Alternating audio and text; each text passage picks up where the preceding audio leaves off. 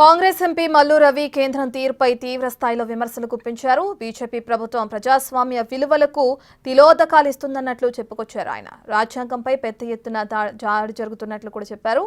పార్లమెంటులో ప్రతిపక్షాలు అడిగిన ప్రశ్నలకు సమాధానం చెప్పలేదని అన్నారు.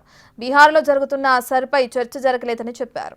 ఇండియా కూటమి అభ్యర్థికి ఓటు వేయమంటే నక్సలైట్లకు ఓటు వేయడం కాదని అమిత్ షా అభద్రతా భావంతో అలా మాట్లాడారని దుయ్యబట్టారు కాంగ్రెస్ ఎంపీ మల్లు రవి. రాష్ట్రపతి ఎన్నికల్లో విప్ లేదు కాబట్టి ఎంపీలంతా సుదర్శన్ రెడ్డికి ఓటు వేయాలని పిలుపునిచ్చారు ఆయన.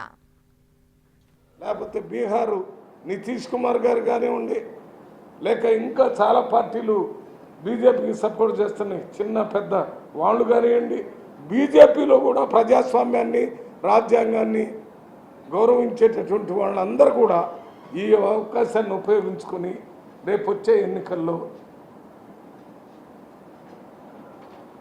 రిటైర్డ్ సుప్రీంకోర్టు జడ్జి, కాన్స్టిట్యూషనే ప్రజాస్వామ్యాన్ని గౌరవించేటటువంటి వ్యక్తి రామ్ మనోహర్ లోహియా ఆలోచనలకి కట్టుబడి ఇప్పటి వరకు రాజకీయాలు చేస్తూ వచ్చినటువంటి వ్యక్తి ప్రతిపక్ష పార్టీల అభ్యర్థిగా నిలబడ్డారు.